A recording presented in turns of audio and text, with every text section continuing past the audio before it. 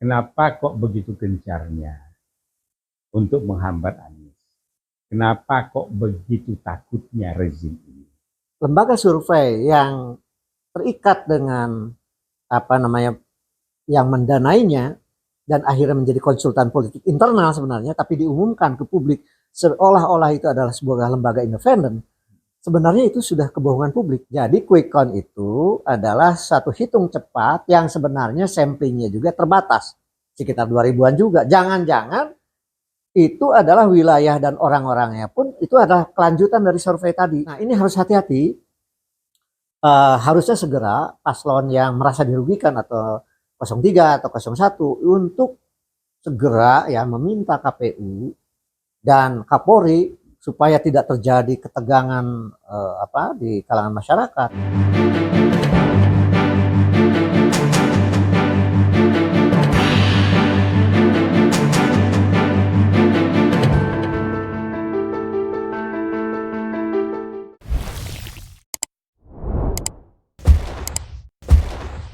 Bismillahirrahmanirrahim.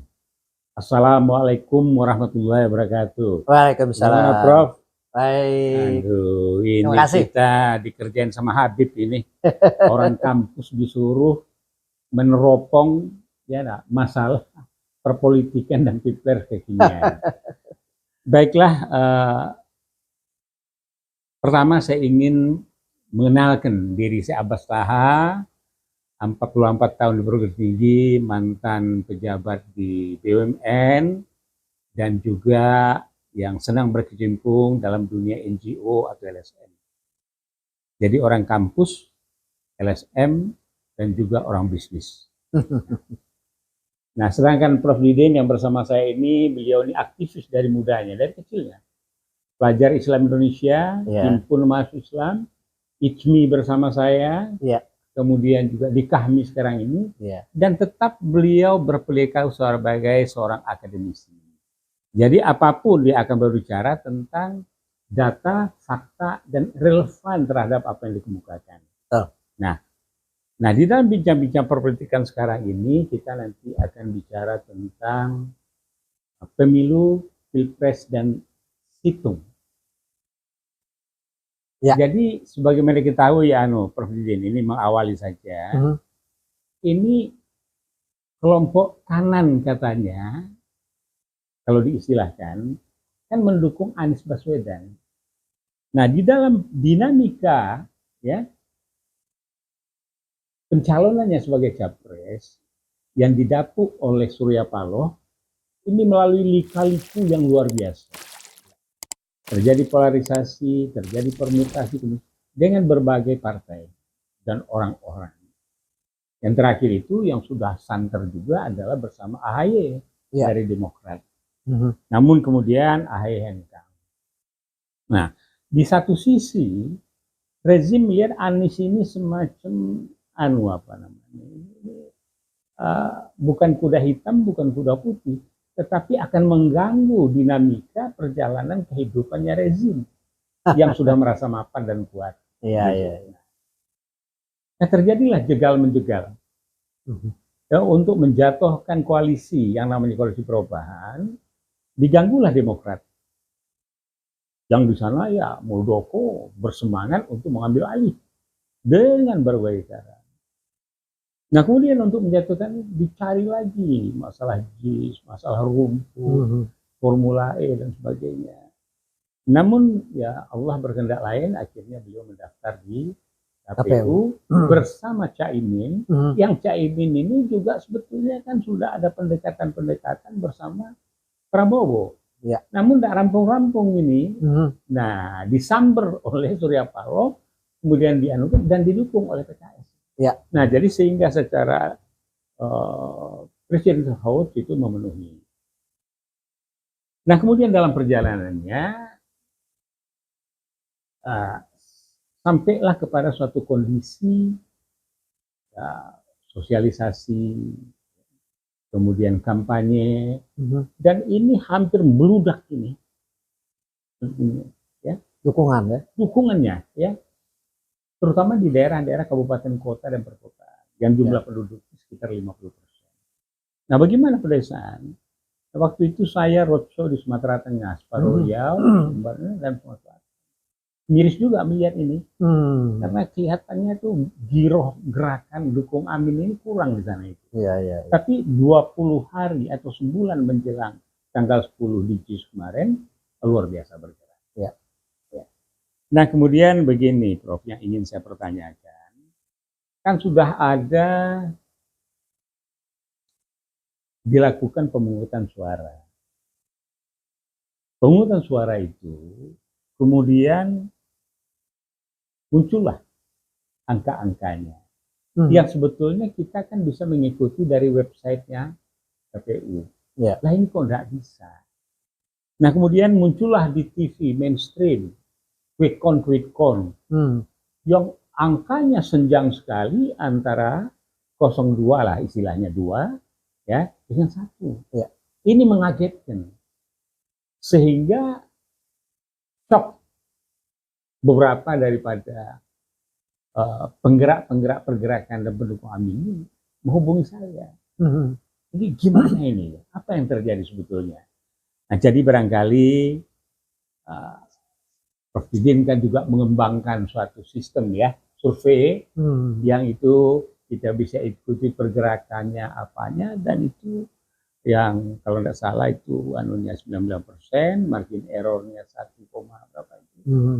Nah, jadi barangkali ini netizen atau keluarga besar pendukung Amin atau seluruh masyarakat Indonesia dan ya dimanapun berada supaya memahami apa sesungguhnya. Tentu kita harapkan mereka memahami sehingga semangat timbul kembali bahwa quick count itu sebetulnya bukan apa-apa. Ya. Silakan Prof barangkali. Ya, sebelum masuk ke isu quick count, mungkin saya ingin ikut komen dulu ya tentang fenomena Anies Baswedan ini. Saya kan juga diundang berbagai forum ya, ya 1 tahun terakhir ya, tentang munculnya kandidat ya yang tadinya sangat dipersulit, di framing segala macam sebagai intoleran, sebagai orang yang hanya bisa bicara macam-macam. Cuman saya sebagai akademisi tergerak untuk melihat sebenarnya apakah penghalangan terhadap Anies Baswedan ini sebenarnya ada masalah apa gitu. Karena setelah saya periksa perbandingan 6 gubernur di Jawa, menurut data BPS ini, apakah itu PDRB, kekayaan daerahnya dibagi dengan jumlah penduduknya, PDB per kapita, apakah indeks pembangunan manusianya, tingkat kemiskinannya, indeks demokrasinya, itu DKI itu terbaik. Nah, saya juga bertanya kenapa ya ini? Mungkin begini, karena Anies Baswedan ini rupanya juga kurang atau dalam situasi politik tertentu sehingga publik kinerjanya itu tak terpublikasikan, apakah disengaja atau tidak ya, di pers nasional gitu, di media itu. Tapi setelah itu banyak kemudian yang mengemukakan tentang betapa banyaknya penghargaan internasional dan lain sebagainya. Jadi maksud saya, mungkin kalau di Amerika kan seorang gubernur tiba-tiba Carter seorang gubernur jadi presiden dan menang gitu kan. Ini dikhawatirkan barangkali secara psikologis kalau seorang gubernur sangat berprestasi, kemudian men-challenge petahana atau yang dikehendaki petahana juga ini jangan-jangan bisa dikalahkan gitu loh. Itu saya kira secara psikologi politik ya, mungkin bahwa munculnya Anies Baswedan ini itu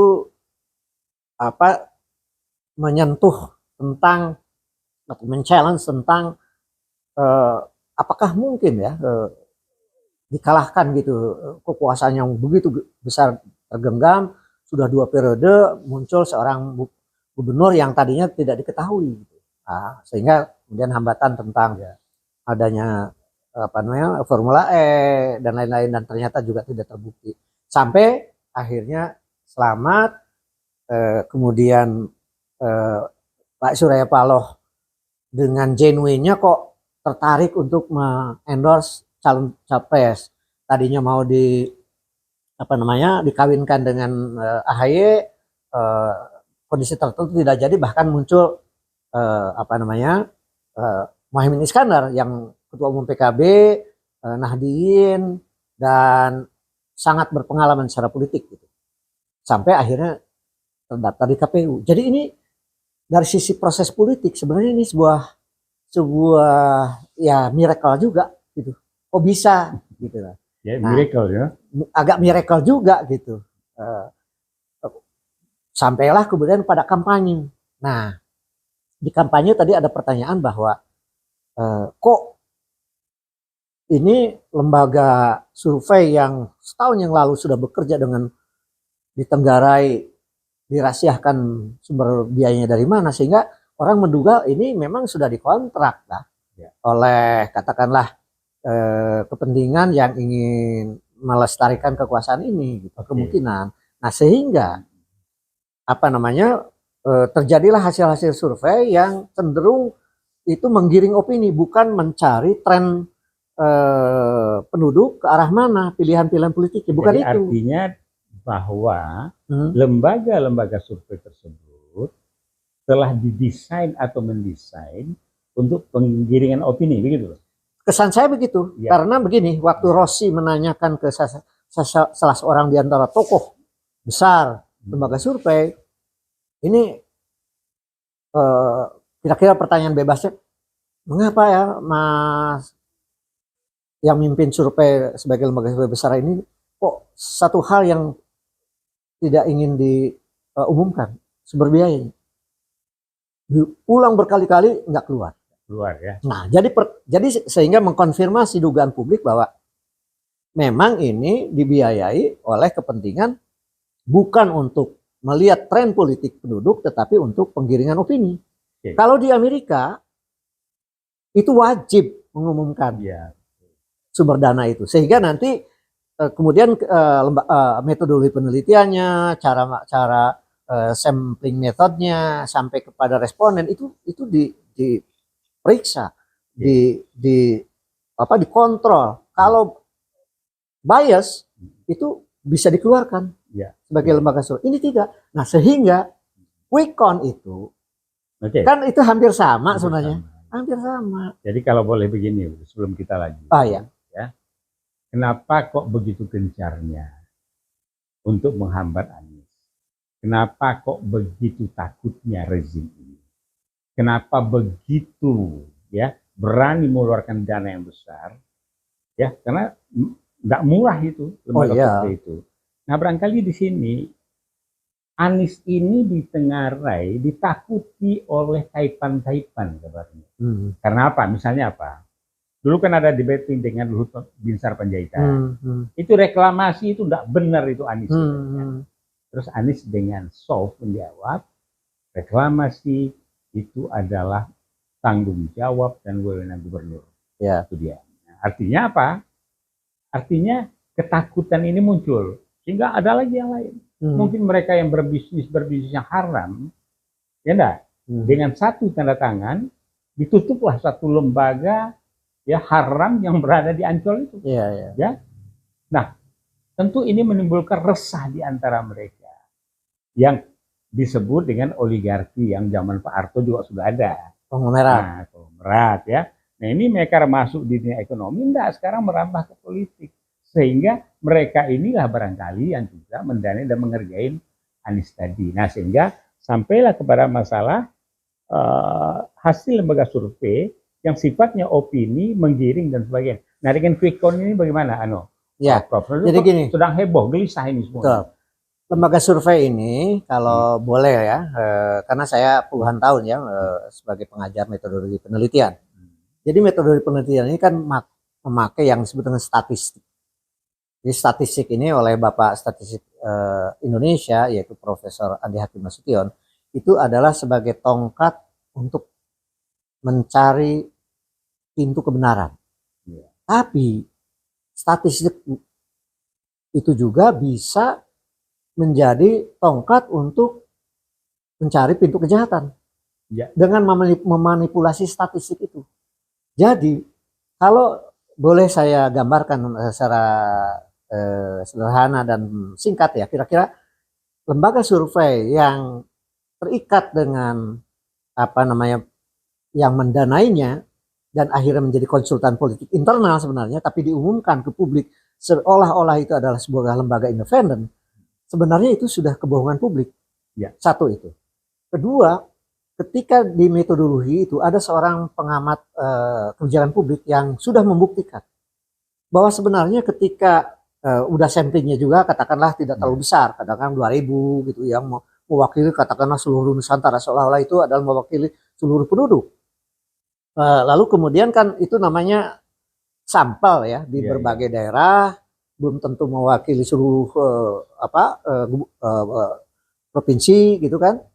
Lalu kemudian diduga bahwa respondennya pun itu dipersiapkan, walaupun ada bahasa kerennya itu stratified random sampling. Jadi maksudnya itu sampling-samplingnya itu sudah ditentukan gitu. Tapi ditentukannya misalnya adalah konon itu sudah ada daerah orang-orang yang sudah di briefing. Satu. Dan yang kedua, di samping samplingnya kecil, yang kedua pertanyaan pun bukan pertanyaan terbuka. Misalnya, bukan pertanyaan siapakah calon presiden yang paling Anda anggap baik dan diharapkan memimpin bangsa ini 1 tahun ke depan. Misal bukan itu. Tapi pertanyaan tertutup. Yaitu dibuatlah list yang itu sudah didesain oleh si lembaga survei dengan nama tertentu yang memang nanti tergiring untuk nama itulah yang paling disebut paling mempunyai elektabilitas atau popularitas lalu elektabilitas. Itu yang disebut lembaga survei. Nah nanti quick count itu kan hanya mirip saja. Jadi quick count itu adalah satu hitung cepat yang sebenarnya samplingnya juga terbatas.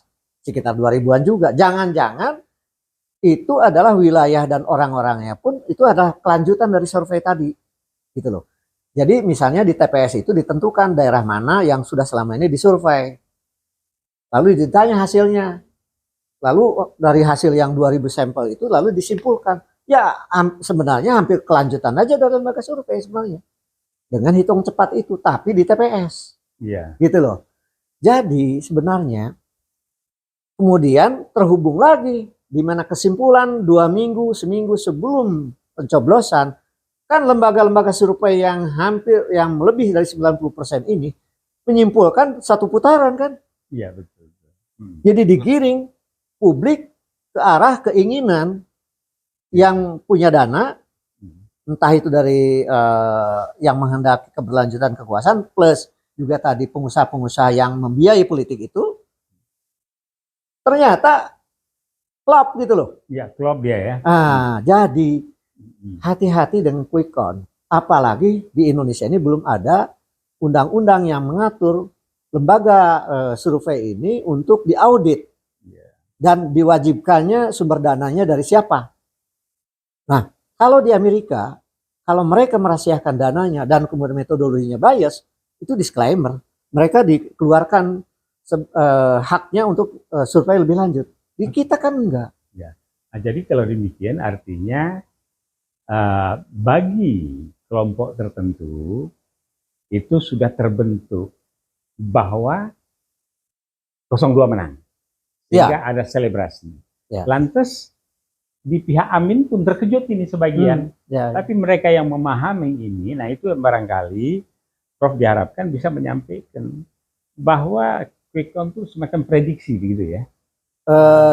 Kalau prediksinya itu objektif berdasarkan dugaan yang tidak bias, itu boleh dipegang. Tapi ini enggak.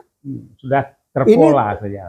Ini sudah ada sebuah rekayasa dan manipulasi metodologi quick count-nya di mana wilayah dan respondennya itu sudah di-stratified. Sudah ditentukan. Jadi bukan prediksi, ini penggiringan opini. Penggiringan opini. Nah, kemudian begini Prof, pertanyaannya adalah mestinya seingat saya itu kan ada yang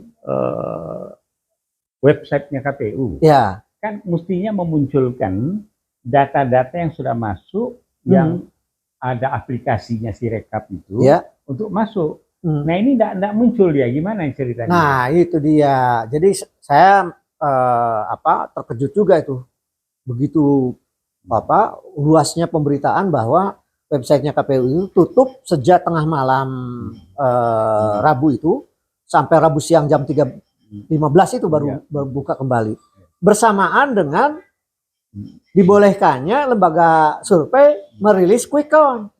Kan ini mencurigakan. Ada apa KPU dengan munculnya lembaga riset yang sudah terekayasa itu? Dugaannya adalah jangan-jangan rilisnya rekap hasil-hasil pilpres dari TPS seluruh Indonesia itu terdikte oleh quick count yang sudah dirilis oleh lembaga survei. Mengapa? Satu adalah masih terlalu sedikit sebenarnya data yang masuk. Banyak KPPS yang belum selesai, tapi kok udah muncul sekian persen di KPU sekarang ini. Ya malah ada yang nelpon, Pak Abbas itu tanggalnya apa nggak salah itu katanya. Belum lagi hitung tapi sudah muncul katanya. Jadi rekayasa, mungkin Tuhan menunjukkan sesuatu ini. Tidak betul. Nah, jadi bagaimana? Belum lagi laporan kecurangan-kecurangan. Sudah dicoblos duluan, paslon tertentu, ada beberapa desa yang tidak dibolehkan memilih dan lain sebagainya. Nah, oleh karena itu Bawaslu mestinya gercep nih, gerak cepat untuk mengidentifikasi pelanggaran-pelanggaran itu tanpa bias siapapun, paslon manapun. Itu yang melanggar itu segera diidentifikasi. Ya, jadi begini, Prof. Ya, kalau pergerakan angka-angka ini, walaupun kondisi seperti itu, dan Bawaslu belum sempat membersihkan daerah-daerah itu, kira-kira masih mungkin nggak dengan cara ini jadi dua putaran, bukan satu putaran? Begini, pertama dasar saya adalah pada lembaga survei yang independen, baik yang di dalam negeri maupun luar negeri. Yang di dalam negeri ada yang disebut dengan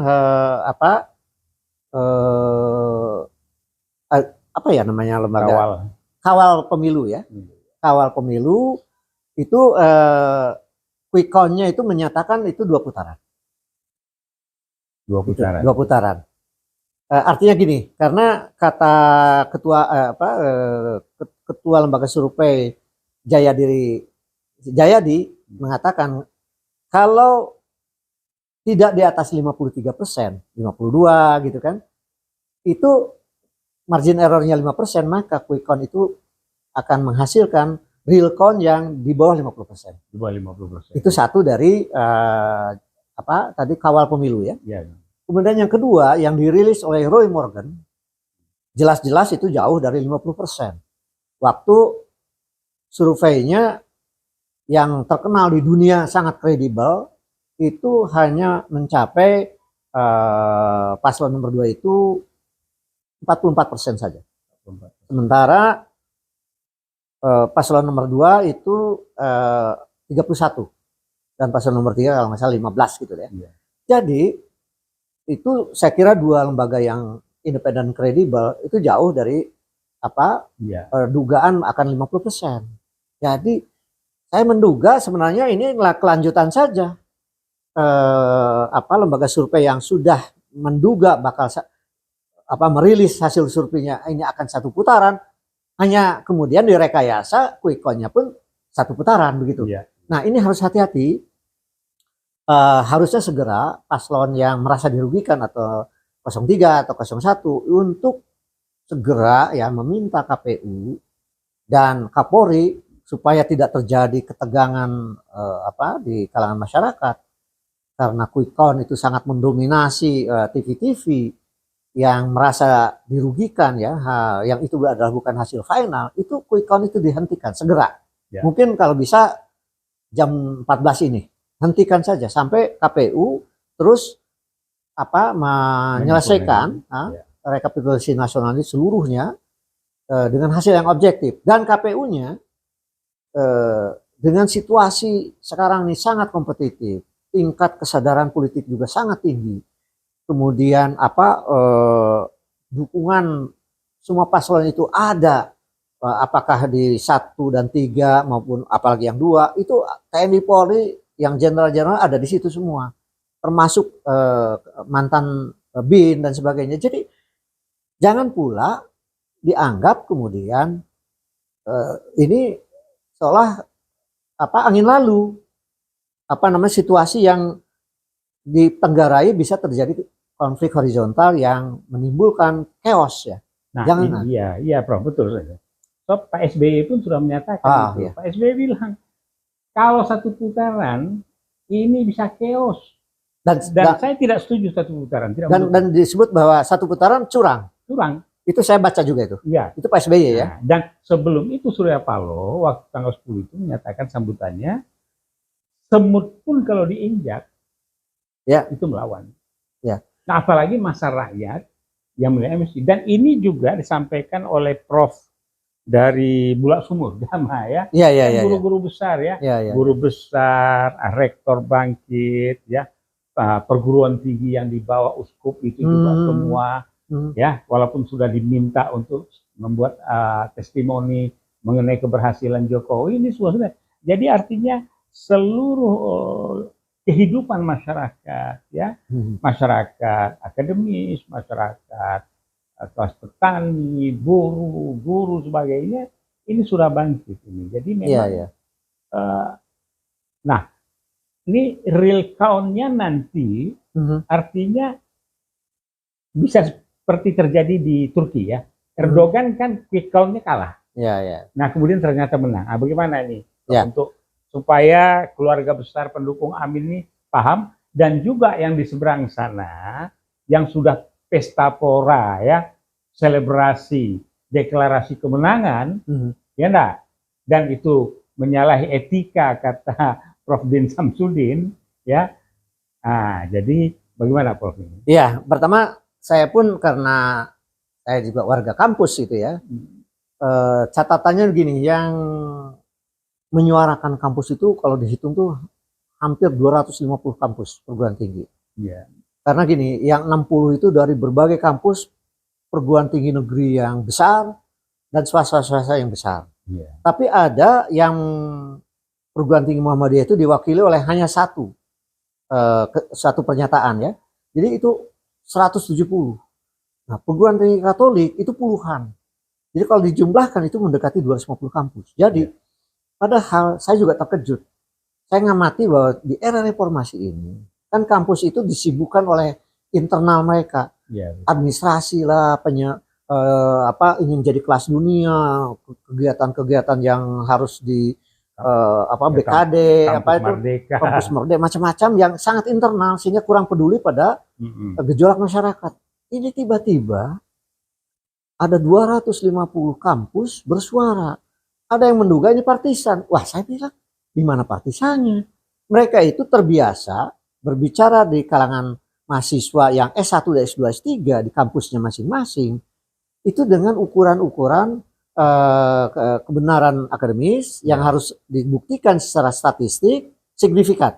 Artinya tuh kalau tidak memenuhi kaidah-kaidah mayoritas misalnya yang diteliti, itu tidak boleh dianggap benar. Yang kedua, ketika mengajar itu kan sangat diukur oleh kewarasan, rasionalitas. Jadi boleh salah mengutip data tapi tidak boleh bohong. Gitu. Nah, orang yang udah puluhan tahun jadi guru besar, misalnya yang mewakili dari UGM itu kan mantan ketua dewan guru besar, udah sepuh. Masa dia bohong? Masa partisan gitu loh. Dan lain-lain. Jadi ini jangan dianggap sepele suara kampus ini.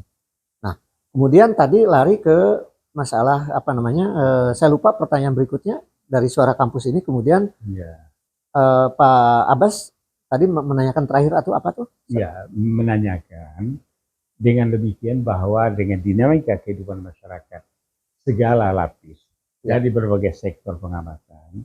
Nah, tentunya dari quick count tadi, Mhm. kemudian ada exit poll juga. Ya. Nah, bagaimana dengan real count ini Ya. nanti? Nah, itu. Begini, jadi saya menyaksikan memang, terutama 6 bulan terakhir dan 3 bulan terakhir, dinamika kampus yang 250 kampus, kemudian bahkan disusul oleh ex pimpinan KPK, NGO dan sebagainya, itu bersuara bukan karena like and dislike kepada orang, bukan. Ya, betul.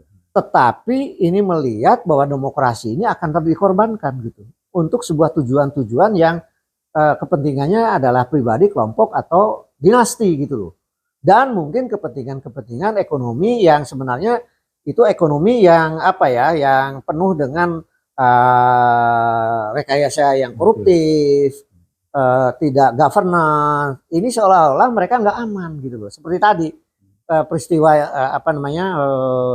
Urung Pantai itu loh. Ya, reklamasi. Reklamasi itu kan sebenarnya itu kata kalau nggak salah itu kan janjinya kampanye ya harus dilaksanakan bahwa reklamasi yang bukan untuk kepentingan nelayan dan masyarakat Jakarta ya tidak diteruskan. Wajar kalau dia dilaksanakan, tidak ada kepentingan untuk menyudutkan bisnis apapun kan gitu. Betul. Jadi menurut saya dengan begitu besarnya aspirasi, ingin perubahan, ingin menyetop perilaku tidak demokratis, menurut saya ini bukan suara partisan, ini suara rakyat. Ya, bahwa kemudian bersentuhan dengan suara dari paslon-paslon yang ada, ya itu sinergi politik aja namanya kan begitu kan, biasa aja itu. Nah, jadi kalau begitu ini sudah kita bahas dari beberapa sudut pandang. Nah, barangkali ada pesan yang perlu untuk membuat sejuk.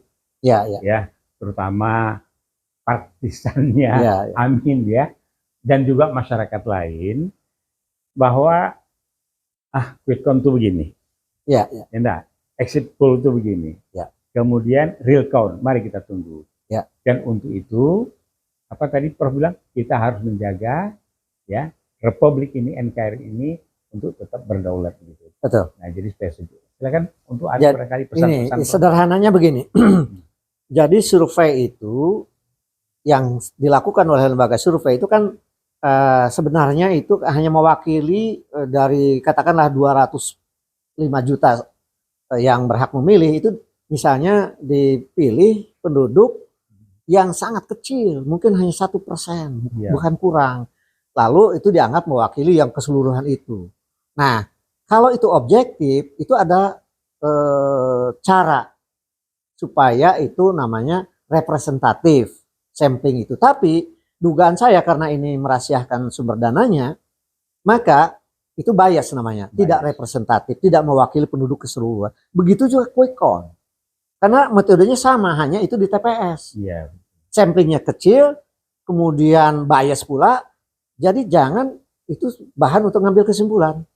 Itu quick count pun. Exit poll adalah menanyakan pada orang yang baru keluar pilihanmu siapa. Itu sama.